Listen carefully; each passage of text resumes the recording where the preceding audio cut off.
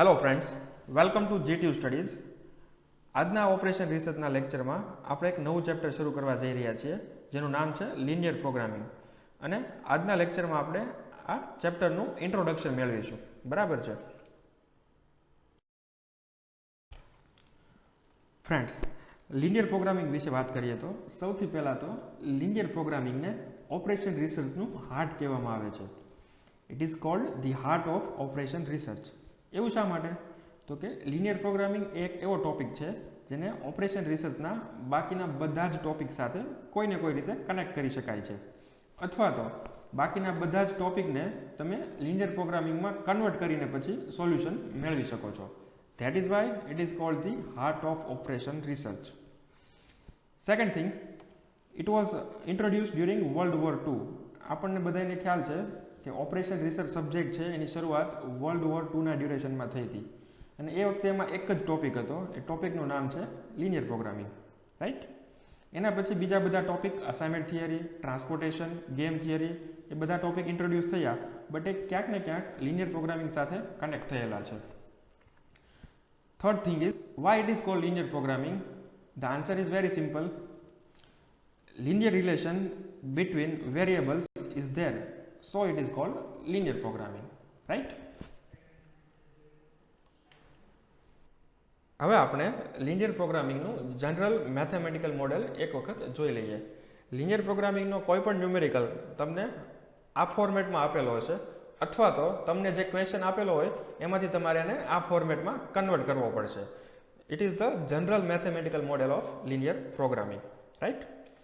સૌથી પહેલાં તો તમને એમાં એક optimize z is equal to something કરીને ઇક્વેશન આપેલું છે. હવે ઓપ્ટિમાઇઝની જગ્યાએ એક્ઝામમાં આઈધર મેક્સિમાઇઝ લખ્યું હશે અથવા તો મિનિમાઇઝ લખેલું હશે. જે ઓબ્જેક્ટિવ આપણું હોય છે એને કાં તો મિનિમાઇઝ કરવાનું હોય કાં તો મેક્સિમાઇઝ કરવાનું હોય, બરાબર? z ઇઝ ઇક્વલ ટુ પછી લખેલું હશે જમણી side c1x1 plus c2x2 plus up to cnxn, જેમાં x1 x2 અને અપ ટુ xn જે છે એ આપણા ડિસિઝન વેરિયેબલ છે, અને c1 c2 up to cn જે છે એ કોન્સ્ટન્ટ છે. તેની વેલ્યુ કોઈ પણ હોઈ શકે. ફોર એક્ઝામ્પલ, એક્ઝામમાં તમને આ રીતના આપેલું હોઈ શકે, maximise z is equal two 2x1 plus 3x2 plus 5x3, અથવા તો minimise z is equal two 3x1 plus 5x2 plus x3, right? આ રીતનું તમને ઓબ્જેક્ટિવ ફંક્શન આપેલું હશે. એના પછી નીચે લખેલું હશે સબ્જેક્ટેડ ટુ, અને સબ્જેક્ટેડ ટુ પછી તમને થોડા ઇક્વેશન્સ આપેલા હશે જેને આપણે કન્સ્ટ્રેન્ટ કહીએ છીએ. ઇક્વેશન કઈ રીતે હશે? ઇક્વેશન આ રીતે હશે. ઇક્વેશનની લેફ્ટ હેન્ડ સાઈડ તમે જુઓ તો એમાં a11x1 plus a12x2 plus up to a1n xn છે, જેમાં x1 x2 અને xn એ ઉપર z વાળા ઇક્વેશનમાં જે ડિસિઝન વેરિયેબલ હતા એ જ છે, અને a11 a12 a1n એ બધા કોન્સ્ટન્ટ છે, જેની વેલ્યુ અગાઉ વાત કરીએ કોઈ પણ હોઈ શકે, બરાબર? પછી જે વચ્ચેની સાઇન છે એ either less than or equal to હશે, અથવા તો ઇક્વલ્સ ટુ હશે, અથવા તો greater than or equal to હશે, બરાબર? ત્રણમાંથી કોઈ પણ સાઇન હોઈ શકે, depends on constraint, type of the constraint. અને જમણી બાજુ છે એ b1 છે જે કોન્સ્ટન્ટ છે. અગેન એની વેલ્યુ કોઈ પણ હોઈ શકે, 2 3 5 સમથિંગ લાઈક ધેટ, બરાબર? આ જે છે એ પહેલું આપણું રિસ્ટ્રિક્શન થયું, અથવા તો પહેલું આપણું કન્સ્ટ્રેન્ટ થયું, બરાબર? એના પછી તમને આવું જ કંઈક બીજું કન્સ્ટ્રેન્ટ આપેલું હશે. બીજા કન્સ્ટ્રેન્ટમાં x1 x2 up to xn decision variable છે, a21 a22 a2n એ બધા કોન્સ્ટન્ટ છે, અને ઇક્વેશનની જમણી બાજુએ b2 લખેલું છે એ પણ એક કોન્સ્ટન્ટ છે, બરાબર? જેની વેલ્યુ કોઈ પણ હોઈ શકે, રાઈટ? હવે આવા ઇક્વેશન કેટલા આપેલા હોય? તો કે આવા ઇક્વેશન તમને ગમે તેટલા આપેલા હોઈ શકે. અહીંયા મેં m નંબર ઓફ ઇક્વેશન લીધા છે. તો જો પહેલા ઇક્વેશનમાં આપણો કોન્સ્ટન્ટ a11 હોય, બીજામાં a21 હોય, તો છેલ્લા ઇક્વેશન mમાં ઇક્વેશનમાં એ કોન્સ્ટન્ટ થઈ જશે am1 am2 અને amn, બરાબર? અને જમણી બાજુનો જે કોન્સ્ટન્ટ છે એ bm થઈ ગયો. તો અહીં આપણી પાસે ટોટલ કેટલા ઇક્વેશન છે? m ઇક્વેશન છે, અથવા તો m કન્સ્ટ્રેન્ટ છે આપણી પાસે, એવું કહી શકાય, right? So this is the general mathematical model of linear programming. Again આમાં કોને શું કહેવાય એ એક વખત જોઈ લઈએ, બરાબર? 3 ઇમ્પોર્ટન્ટ વસ્તુ છે જે તમારે સમજવાની છે, યાદ રાખવાની છે. કઈ કઈ વસ્તુ? સૌથી પહેલા તો x1 x2 up to xn એ બધા તમારા ડિસિઝન વેરિયેબલ છે, બરાબર? ડિસિઝન વેરિયેબલ નંબરમાં ગમે તેટલા હોઈ શકે, બટ જનરલી એક્ઝામમાં 2 અથવા તો મેક્સિમમ 3 ડિસિઝન વેરિયેબલ હોય છે, એટલે કે x1, x2 અને x3 હશે, રાઈટ. એના પછી આવે છે ઓબ્જેક્ટિવ ફંક્શન. ઓપ્ટિમાઇઝ પછી અથવા તો મેક્સિમાઇઝ અને મિનિમાઇઝ પછી z ઇક્વલ ટુ તમને જે આપેલું છે that is called your objective function. એ તમારો પર્પઝ છે, એ તમારો ઓબ્જેક્ટિવ છે. એને તમારે કાં તો મેક્સિમાઇઝ કરવાનું છે કાં તો મિનિમાઇઝ કરવાનું છે, અને એને ધ્યાનમાં રાખીને જ આપણે આપણો આખો ન્યુમેરિકલ જે છે એ કેલ્ક્યુલેટ કરવાનો છે, બરાબર. અને જે લાસ્ટ થિંગ છે એ છે સબ્જેક્ટેડ ટુ પછી લખેલું હોય છે એ બધા ઇક્વેશન્સ, જેને આપણે કહીએ છીએ કન્સ્ટ્રેન્ટ્સ, બરાબર. અહીંયા ટોટલ તમને m ઇક્વેશન્સ આપેલા છે અથવા તો m કન્સ્ટ્રેન્ટ્સ આપેલા છે એવું કહી શકાય, right. So it is all about general mathematical model of linear programming. Okay. હવે આપણે સ્ટડી કરીશું પ્રોપર્ટીઝ ઓફ લિનિયર પ્રોગ્રામિંગ અથવા તો એઝમ્પશન્સ ઓફ લિનિયર પ્રોગ્રામિંગ. ફ્રેન્ડ્સ, આ જે ક્વેશ્ચન છે જીટીયુમાં વારંવાર 3 કે 4 માર્કમાં પૂછાય છે અને બહુ જ ઇઝી છે. સાથે સાથે આને યાદ રાખવા માટે મેં એક ટ્રીક અથવા તો ફોર્મ્યુલા પણ આપેલું છે, બરાબર. એ આપણે જોઈ લઈએ. સૌથી પહેલી પ્રોપર્ટી છે નોન નેગેટિવિટી, એના પછી આવે છે એડિટિવિટી, એના પછી આવે છે કન્ટિન્યુટી, એના પછી આવે છે proportionality and the last one is certainty of coefficient. આ પાંચે પાંચ ડિટેલમાં મેં આગળની સ્લાઇડ્સમાં સમજાવેલા છે, બટ આ પાંચે પાંચને યાદ રાખવા માટેનું એક ઇક્વેશન છે જે છે નો ACPC, and for first assumption and ACPC for second, third, fourth and fifth assumption. You can remember no ACPC and ACPC, right? These are the 5 assumptions or properties of linear programming. બરાબર. નો ACPC માં સૌથી પહેલું જે assumption હતું એ હતું non negativity. તો linear પ્રોગ્રામિંગમાં આપણે એવું એઝ્યુમ કરીએ છીએ કે બધા જ ડિસિઝન વેરિયેબલ છે એ આઈધર 0 હોય અથવા તો પોઝિટિવ હોય, એની વેલ્યુ ક્યારેય નેગેટિવ હોતી નથી. So first assumption is non-negativity. Okay. એના પછીની પ્રોપર્ટી અથવા તો એઝમ્પશન છે એડિટિવિટી. એડિટિવિટી શું કહે છે? તો કે ઓબ્જેક્ટિવ ફંક્શનની ટોટલ વેલ્યુ છે એ આપણે મેળવવી હોય તો એમાં દરેકે દરેક વેરિયેબલના કન્ટ્રીબ્યુશનનો ડાયરેક્ટ સરવાળો કરવાનો રહેશે. અને બીજી વસ્તુ કે ટોટલ રિસોર્સ જો આપણે જોતા હોય તો એમાં દરેકે દરેક વેરિયેબલના જે રિસોર્સ યુઝ થાય છે એનો તમે સરવાળો કરો એટલે તમને ટોટલ રિસોર્સ મળી જશે. જો આપણે આ ડિટેલમાં સમજવું હોય તો આપણે ન્યુમેરિકલ વખતે હું તમને સમજાવીશ, બરાબર. ન્યુમેરિકલ વખતે total value of objective function અને ટોટલ રિસોર્સિસ યુઝ આ બંને વેલ્યુ આપણે મેળવશું ત્યારે તમને ડિટેલમાં આઈડિયા આવી જશે, રાઈટ. પછીની જે પ્રોપર્ટી આવે છે એ છે કન્ટિન્યુટી. કન્ટિન્યુટી મતલબ it is assume that continuous values of decision variables is there. It is not integer value. આપણે જે decision variable લઈએ છીએ એની વેલ્યુ છે એ પૂર્ણાંકમાં લાઈક 1, 2, 3, 4, 5 સમથિંગ લાઈક ધેટ એવી જ હશે. એની વેલ્યુ અપૂર્ણાંક નહીં હોઈ શકે. અપૂર્ણાંક નહીં એટલે કે 3.5 અથવા તો 4.5 નહીં હોય એવું આપણે એઝ્યુમ કરીએ છીએ. ઓકે. એના પછી આવે છે પ્રોપોઝનાલિટી. તો જેમ આપણે એડિટિવિટીમાં સરવાળો કરવાનું જોયું હતું એમ પ્રોપોઝનાલિટીમાં પ્રોપોર્શનનો રૂલ છે એ જોઈએ, બરાબર. તો કે amount of resource consume and its contribution to profit in objective function is proportional to the value of decision variable, right. જે રિસોર્સ કન્ઝ્યુમ થાય છે અને કન્ટ્રીબ્યુશન ટુ પ્રોફિટ છે, બરાબર, એ બંને ડિસિઝન વેરિયેબલની વેલ્યુના સમપ્રમાણમાં હોય છે, right. And the last property is certainty of coefficient. એ શું કહે છે? તો કે આમાં તમને દરેક વેરિયેબલ જે આપણે જોયા હતા a11, a12, b1, b2 up to bm, બરાબર, c1, c2 up to cn, એ બધા જ કોએફિશિયન્ટ જે છે એની વેલ્યુ આપણને પહેલેથી સારી રીતે ખબર છે. Objective functions coefficients are certainly and precisely known, બરાબર. એની વેલ્યુમાં આપણે કોઈ એઝમ્પશન નથી કર્યું, એ આપણને ચોકસાઈપૂર્વક ખબર છે, બરાબર. એવું એક આ પ્રોપર્ટી કહે છે, right. So these are the all 5 properties of linear programming. No ACPC, right? Okay. હવે પછી આપણે advantages of linear programming study કરીએ. સૌથી પહેલું છે ઓપ્ટિમમ રિસોર્સ એલોકેશન. ઓપ્ટિમમ અથવા તો ઓપ્ટિમાઇઝેશન એટલે શું?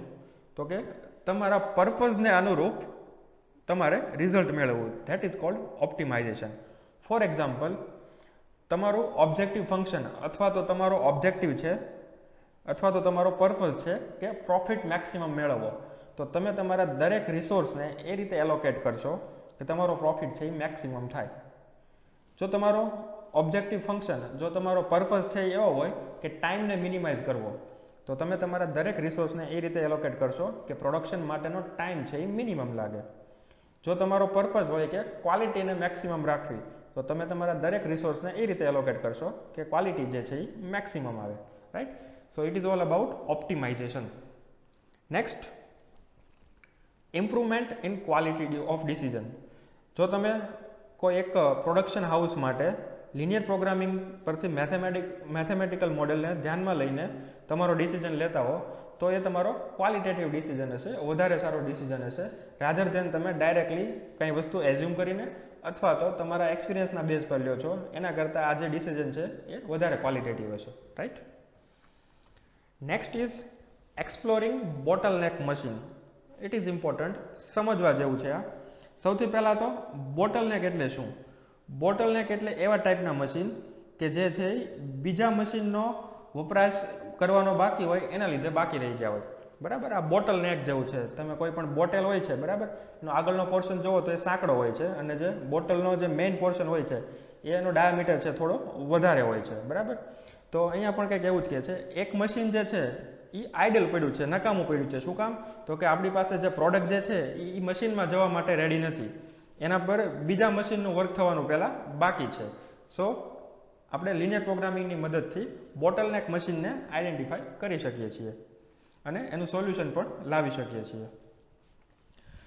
And the last one is revaluation of basic plan. ઘણી વખત તમે લિનિયર પ્રોગ્રામિંગની મદદથી તમારો બેઝિક પ્લાન રીઇવેલ્યુએટ કરવાની જરૂર છે એ પણ જાણી શકો છો અને એને રીઇવેલ્યુએટ કરી પણ શકો છો. Right? So these are the advantages of linear programming.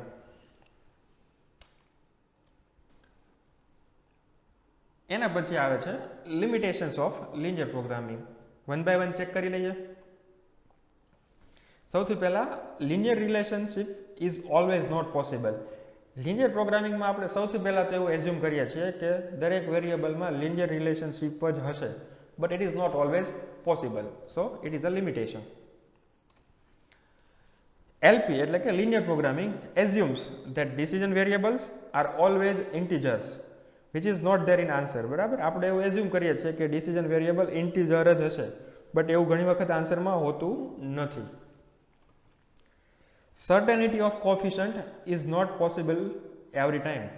જે કોફિશન્ટ હોય છે, બરાબર, અથવા તો જે કોન્સ્ટન્ટ હોય છે એની વેલ્યુ ઘણા કેસમાં તમારી પાસે ઇનફ એક્સપિરિયન્સ ન હોય તો તમે સર્ટેનલી અને પ્રિસાઇઝલી જાણી શકતા નથી. એમાં ઘણા બધા ઓપ્શન હોય છે.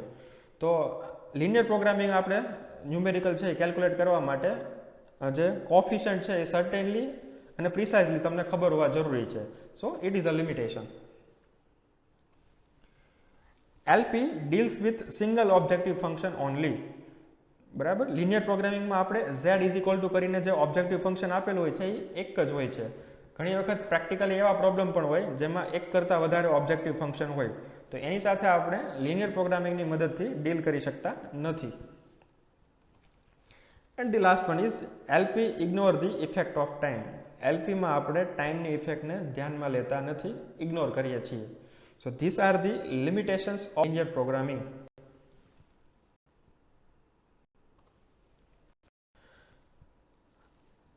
હવે આપણે સ્ટડી કરીશું એપ્લિકેશન્સ ઓફ લિનિયર પ્રોગ્રામિંગ.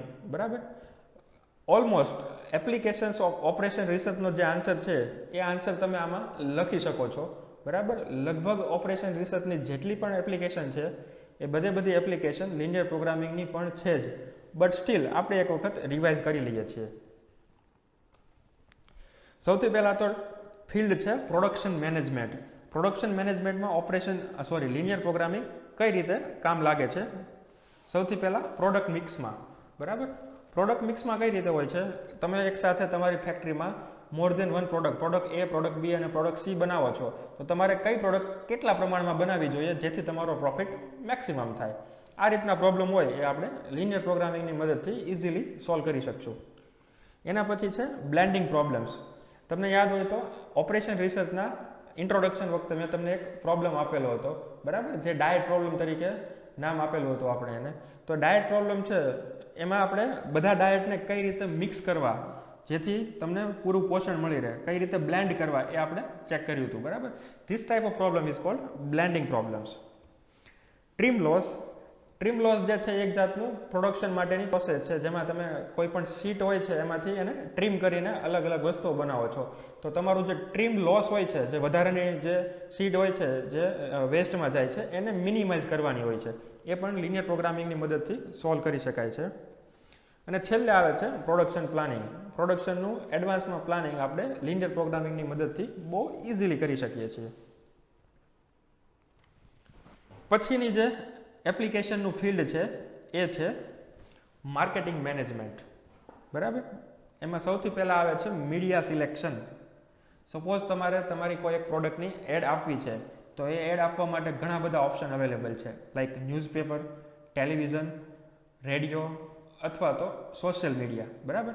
હવે આ દરેક મીડિયમમાં તમે કેટલું બજેટ એલોકેટ કરીને કેટલા પ્રમાણમાં એડ આપશો જેથી તમારી પબ્લિસિટી છે એ મેક્સિમમ થાય, સાથે સાથે જે ટાર્ગેટેડ કસ્ટમર છે એના સુધી તમારી પ્રોડક્ટ છે એ પહોંચી રહે, બરાબર. આ બધું આપણે લિનિયર પ્રોગ્રામિંગની મદદથી સોલ્વ કરી શકીએ છીએ. So that is all about media selection.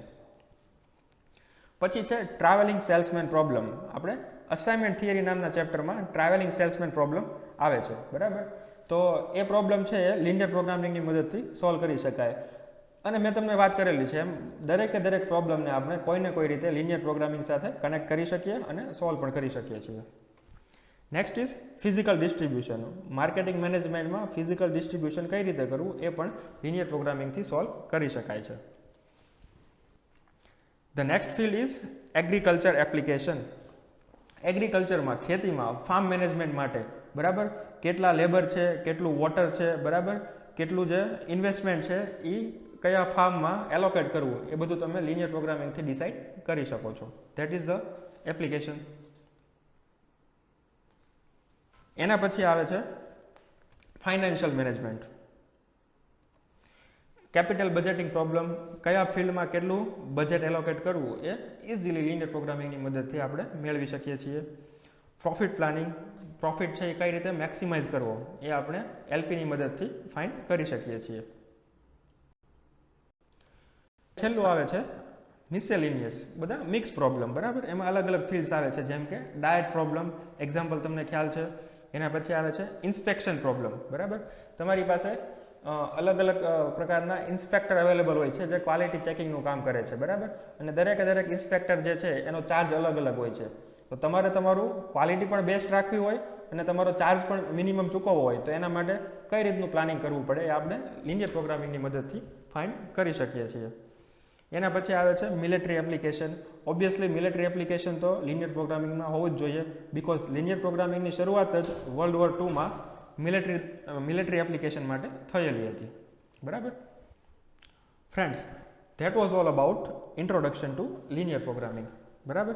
જો તમને આ વિડીયો પસંદ આવ્યો હોય તો વિડીયોને લાઇક કરો, અમારી ચેનલને સબસ્ક્રાઇબ કરો અને વિડીયોને તમારા ફ્રેન્ડ સાથે શેર કરો, જેથી એ પણ આ વિડીયો છે એને ઇઝીલી સમજી શકે અને એક્ઝામમાં સારા માર્ક્સ મેળવી શકે. તમારે ઓપરેશન રિસર્ચને લગતા બીજા વિડીયો અથવા તો મિકેનિકલ એન્જિનિયરિંગના બાકીના સબ્જેક્ટના વિડીયો અથવા તો જીટીયુને લગતા બીજા વિડીયોઝ ગુજરાતીમાં અને આવી જ રીતે સિમ્પલ ભાષામાં સમજવા હોય, શીખવા હોય તો તમે www.gtustudies.com વેબસાઇટ પર જઈને ચેક કરી શકો છો, બરાબર. ત્યાં તમને બીજી બધી વસ્તુને લગતું સ્ટડી મટીરિયલ પણ અવેલેબલ હશે. જો તમારે કંઈ ડાઉટ હોય તો તમે કમેન્ટમાં મેન્શન કરી શકો છો, અમે આન્સર આપશું, right. Thanks for watching this video.